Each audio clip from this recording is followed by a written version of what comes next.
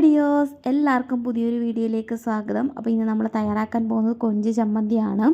ഞാനിവിടെ 2 തേങ്ങയാണ് ചമ്മന്തിക്കായിട്ട് എടുത്തിരിക്കുന്നത്.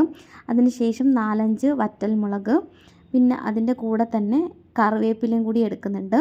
ഇത് നല്ലപോലെ ഒന്ന് മൂപ്പിക്കണം. ഞാനിവിടെ ചമ്മന്തി തയ്യാറാക്കാനായിട്ട് കൊച്ചുള്ളി ചേർത്ത് കൊടുക്കുന്നില്ല. കാരണം കൊച്ചുള്ളി ചേർത്ത് കഴിഞ്ഞാൽ ചമ്മന്തി കേടാവാനുള്ള ചാൻസ് ഉണ്ട്. അതുകൊണ്ട് നമ്മൾ ചേർത്ത് കൊടുക്കുന്നില്ല. ഇനി നല്ല പോലെ ഒന്ന് മൂപ്പിക്കുക. നല്ല ഒരു ബ്രൗണിഷ് കളറാകുന്ന വരെ മൂപ്പിക്കണം. ഇനി നമുക്കിതിലേക്ക് വാളംപുളി ചേർത്ത് കൊടുക്കാം. ഞാനിവിടെ 3-4 കഷ്ണം വാളംപുളി ചേർത്ത് കൊടുക്കുന്നുണ്ട്.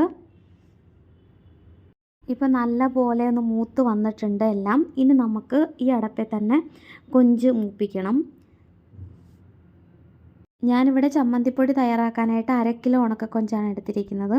ഇനി നമുക്ക് മൂപ്പിച്ച് വെച്ച തേങ്ങയിലേക്ക് അല്പം ഉപ്പ് കൂടി ചേർത്ത് കൊടുക്കാം. ചൂടാറിയതിന് ശേഷം നമുക്കിത് മിക്സി ജാറിലിട്ടൊന്ന് പൊടിച്ചെടുക്കണം. ഇപ്പം നല്ലപോലെ എല്ലാം കൂടി ഒന്ന് പൊടിഞ്ഞു വന്നിട്ടുണ്ട്. അപ്പോൾ ഇതുപോലെ നമുക്ക് കൊഞ്ചും പൊടിച്ചെടുക്കണം. കൊഞ്ച് നല്ലതുപോലെ പൊടിക്കണ്ട, ജസ്റ്റ് ഒന്ന് ക്രഷ് ചെയ്താൽ മാത്രം മതിയാകും. ഫൈനലി നമ്മുടെ കൊഞ്ച് ചമ്മന്തി ഇവിടെ റെഡി ആയിട്ടിരിക്കുകയാണ്. അപ്പോൾ എല്ലാവരും വീട്ടിൽ ട്രൈ ചെയ്ത് നോക്കുക. Thank you for watching. Next video ആയിട്ട് ഞാൻ വരുന്നതായിരിക്കും. Bye bye, take care.